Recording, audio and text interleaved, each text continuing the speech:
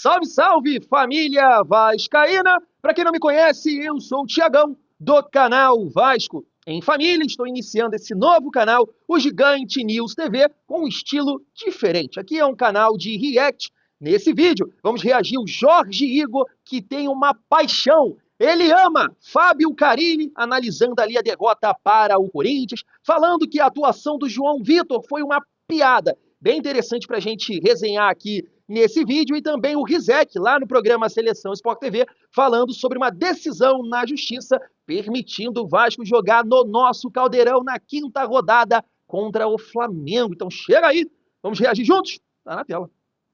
Bom, sobre o Vasco, a estratégia do professor Fábio Carille. Eu vou dizer o que eu penso. Eu acho inadmissível um clube como o Vasco chegar numa partida de segunda rodada do Campeonato Brasileiro e simplesmente abrir mão dessa partida.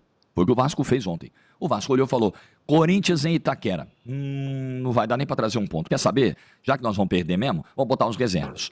Foi o que me pareceu da estratégia do técnico do Vasco. Eu acho um absurdo o Vasco se comportar como, desculpa, tá? Assim, uma coisa é o Cuiabá fazer isso. Pô, o Cuiabá tá jogando a Série A, nem é o caso esse ano. É um exemplo, né? Hipotético, uma situação hipotética. Tá jogando a Série A e a Sul-Americana.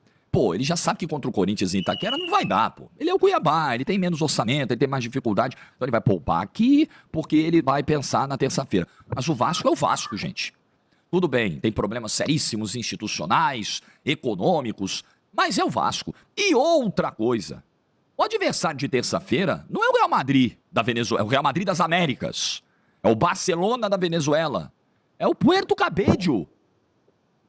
Então, se fez ontem uma estratégia de abrir mão de um jogo de brasileiro, da possibilidade de pelo menos trazer um ponto. Quando o Vasco coloca titulares do segundo tempo, aí a gente tem que discutir, né? Se o plano era descansar todo mundo pra terça, pra que botar os caras quando já tava tomando 2-0? Mas enfim, botou o Hugo Moura, botou o Verrete, as oportunidades começaram a surgir. Depois o Adson entrou, depois entrou o Nuno Moreira. Foi o melhor momento do Vasco no jogo. Será que com os titulares desde o início o Vasco não poderia pelo menos brigar para levar um ponto? E o que é mais importante nessa estratégia é o seguinte, não é nem a Sula. Acho que o Vasco está tratando a Sul-Americana como prioridade. O Marcelo Santana deixou isso claro depois do sorteio dos grupos da Sul-Americana. Que as Copas serão prioridade. Mas dá para abrir mão da possibilidade de trazer um ponto para casa no Campeonato Brasileiro? Porque, convenhamos, a briga do Vasco inicialmente é para não cair. Desculpa se o torcedor do Vasco ficar chateado, discordar da avaliação. Para mim, o Vasco precisa começar o Campeonato Brasileiro pensando em fazer os 45, 46, 47 pontos necessários para não cair e depois pensar em outra coisa. Então, um clube que vai ter essa dificuldade num campeonato tão equilibrado e tão complexo como o Campeonato Brasileiro não pode chegar num jogo da segunda rodada e falar: não quero. Não dá para mim, beleza, aceito a derrota. E ainda correu o risco de tomar um 5-0, de tomar uma goleada vexatória. Porque o jogo ontem era para goleada. A não produção do Vasco ontem era jogo para goleada. O desempenho do João Vitor, do sistema defensivo do Vasco, uma piada. Uma piada do João Vitor nos 3 gols. E uma piada essa história de que o Carille é o técnico que traz a solidez defensiva. Gente, pelo amor de Deus, vocês estão com 2017 na cabeça. Eu tenho muita tranquilidade para falar do trabalho do Fábio Carille, porque vi 90% dos jogos do Santos no ano passado. Vi tudo. E foi um trabalho ruim em termos de produção. Bateu as metas, alcançou os resultados, porque o Santos tinha na Série B uma folha de Série A. A folha do Santos no ano passado, jogando a Série B, era mais cara que a do Fortaleza jogando Série A. Então é óbvio que ele ia subir, mas jogando um futebol muito abaixo do que o elenco poderia render. Muito abaixo do que o time poderia produzir, tirando muito menos. E do Vasco, cadê a tal solidez defensiva? Não existe. Não existe. Não existe. Então é mais um trabalho ruim do Fábio Carille. Eu acho que o Fábio Carille não durará muitas semanas ainda no comando do Vasco. Inclusive, eu acho que o risco de rebaixamento do Vasco, que já está dado, ele aumenta quando você tem um profissional do nível do Fábio Carille hoje. Eu não acho que o Fábio Carille hoje seja um profissional do nível da elite do futebol brasileiro, dos desafios que um time de Série A hoje precisa superar. Eu acho que o Carille hoje não está vivendo um momento na carreira para isso. Acho que o Carille vem de trabalhos ruins. O Carille, não se esqueçam, estava na segunda divisão do Japão, antes do Santos. Segunda divisão do Japão. Então, a minha análise é profissional, repito, tem nada contra o Carille, mas acho que hoje ele não reúne condições de treinar uma equipe na elite do futebol brasileiro. Tá aí, antes da gente seguir aqui com o nosso vídeo, né, repercutindo também o programa Seleção Sport TV falando sobre a situação de São Januário, que a Justiça né, deu essa possibilidade ao Vasco de jogar lá na quinta rodada, pontuar aí algumas coisas sobre as opiniões do Jorge Igor, e claro, quero saber a sua opinião aí também nos comentários. Assim, eu não acho que foi uma decisão somente do Fábio Carille, né, de poupar 8 titulares, com certeza não foi. Eu até troquei uma ideia com a galera hoje lá no canal Vasco em Família em relação a isso. Por exemplo, o Vasco passando de fase na Sul-Americana, me parece que o Vasco vai conseguir 5 milhões e 100 mil. E cada vitória na Sul-Americana gira em torno de 600 e alguns quebrados, eu não me recordo bem, 635 mil, né, cada vitória. Então, de repente, né, houve essa análise da direção, da comissão técnica, vai ter que poupar em algum momento. A gente tem uma sequência de jogos dentro de casa, Puerto Cabello, Sport e Lanús, e o Vasco tem que ter força máxima para ganhar dos 3, né? Então eu acho que é um entendimento geral, não somente do Carille. Então, assim, eu acho que, claro, fica muito mais difícil você ganhar de um adversário como o Corinthians, jogando na sua casa, sem 8 titulares. Mas, na minha visão, dava para competir. Dava para competir, porque o Corinthians, venho falando isso aqui, não suou a camisa para ganhar do Vasco. Foi muito fácil, porque o Vasco deu a vitória para o Corinthians. O Vasco deu os gols. Um time, mesmo sem 8 titulares, não pode tomar o primeiro gol.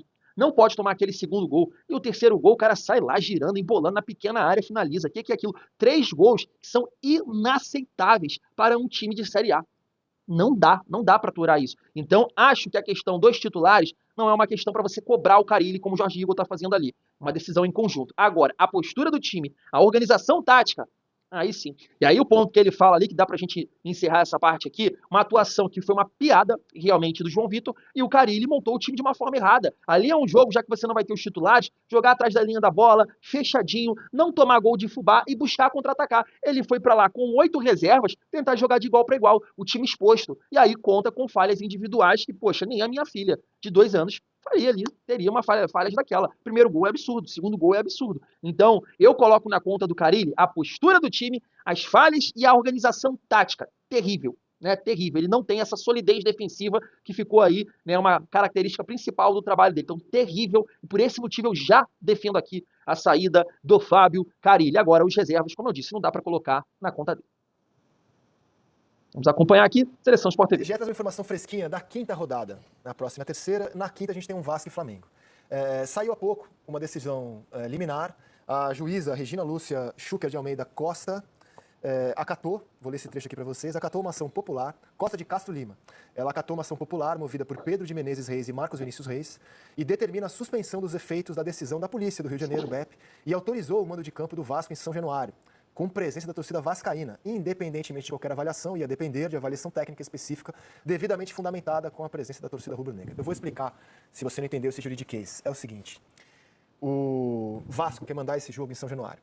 Existe uma determinação da Polícia do Rio de Janeiro de que esse jogo não pode acontecer em São Januário, com 2 torcidas. O único clássico com torcida dividida em São Januário é Vasco e Botafogo, que é chamado de o Jogo da Amizade. Quem já foi a Vasco e Botafogo sabe que você circula tranquilamente nas 2 torcidas, por isso ele tem esse nome, o Jogo da Amizade. Então é o único com torcida dividida que pode acontecer em São Januário. Aconteceu recentemente, inclusive, no Campeonato Brasileiro de 23.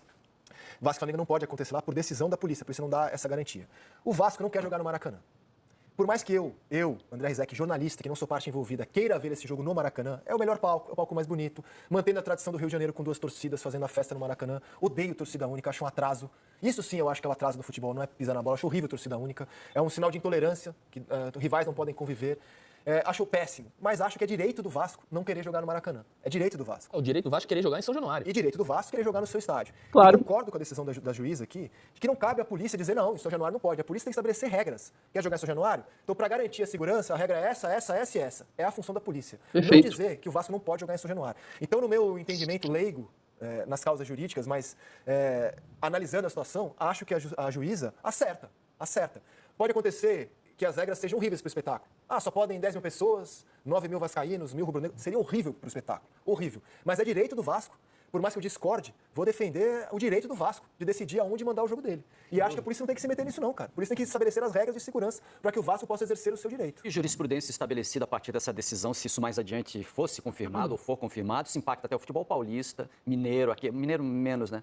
O Mineiro tem torcida única, não, né? O Mineiro está com torcida única e começou mais recentemente. É mais recente. Segundo o Pedro Lourenço, presidente do Cruzeiro, eu não chequei isso com o Galo, mas segundo ele, ele chegou a um acordo com o Galo para jogar os 2 jogos de Brasileiro no Mineirão com torcida torcida dividida, por que na Arena MRV seria impossível? Porque o argumento em São Paulo é baseado em... Ministério Público.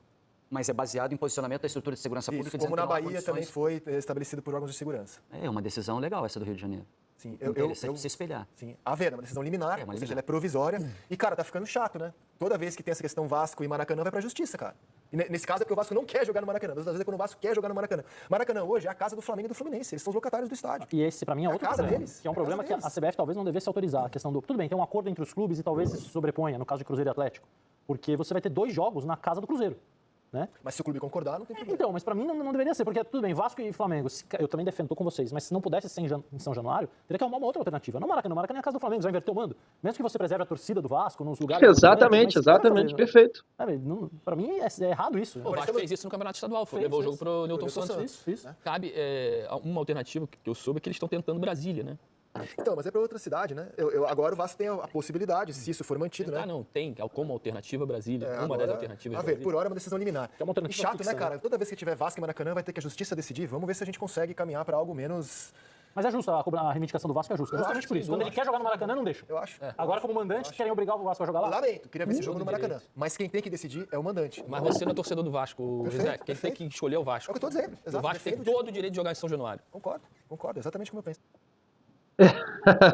Roger deu uma chamada ali no Rizek no final, né? Que ele não é torcedor do Vasco. E é basicamente isso, né? O Losetti fala um ponto ali que é muito interessante e parece que, né, os nossos rivais, jornalistas, não entendem isso. Ah, uma questão cultural. E daí, meu irmão? Isso acabou, cara. Daqui a pouco aí, se Deus quiser, né? O Vasco vai estar com um novo São Januário, reformado, vai ter capacidade. E aí, vai ficar jogando no Maracanã, todos os clássicos, onde o mando é do Flamengo, o mando é do Fluminense? Pô, que loucura é essa? Então, assim, essa situação em São Januário seria uma questão temporária. Claro, a Polícia Militar não garantindo segurança. Agora, tem essa decisão aí da Justiça, vamos aguardar. Né? Vou até trocar uma ideia com a galera num vídeo que vai sair no canal Vasco em Família, mas posso adiantar aqui que tem uma informação, né, do jornalista Vene Casagrande, dizendo que a diretoria do Flamengo já entrou em contato com a diretoria do Vasco, com o CEO, Carlos Amoedo, e ele me parece que garantiu que permanece, né, o acordo que foi feito há alguns dias atrás, né? Que é o jogo no Maracanã, 50-50, me parece que diminuiu algumas coisas aí, aluguel do estádio, não sei se a parte de alimentação, alguma coisa nesse sentido, o Flamengo melhorou para o Vasco optar e jogar no Maracanã e esse acordo aí. Mas é basicamente isso, o Vasco é o único clube, né, do Campeonato Brasileiro que faz 21 partidas fora de casa. Por que exatamente isso? E aí a galera quer inventar, né, principalmente tricolor, flamenguista, quer inventar algumas coisas. Ah, mas sempre foi assim. Não. Não é assim. Eu, pelo menos, como torcedor do Vasco, eu sempre tive esse entendimento. Na minha opinião, o Vasco jogando no Maracanã contra Flamengo e Fluminense sempre leva desvantagem. É meu ponto de vista. Ah, é o mesmo gramado, é mesmo isso, não sei o quê. Claro que não, pô. Como é que pode um clube que no ano faz lá 40, 35 jogos, o outro, faz 2, 4 jogos? Pô, é claro que o adversário vai levar vantagem, está mais adaptado ao ambiente, ao gramado, ao campo. Poxa, pelo amor de Deus. Então, assim, não sei, né? Eu gostaria que esse jogo fosse em São Januário, até pensando no lado técnico, tirar o Flamengo ali de casa, da zona de conforto, e levar para nossa casa, onde, claro, aumenta as nossas chances de vencer esse confronto, mas não sei, né, o que vai acontecer, se o Pedrinho vai pensar no lado financeiro, vai pensar também no lado... que também é um ponto, tá? Eu sei que muito torcedor pode criticar, mas a gente sabe que existe uma marcação com o São Januário, de repente levando esse jogo para São Januário e tendo algum tipo de confusão, mano, é o prato cheio para eles, né, interditarem São Januário, como foi feito recentemente, né, em 2023. Então ele pode pensar nisso também, questão financeira, vamos aguardar. Eu gostaria de ver esse jogo em São Januário, pensando no lado técnico. É claro, agora, se for pensar no lado financeiro, ele vai manter o acordo e vai levar esse jogo aí para o Maracanã. Fui, tamo junto, até a próxima.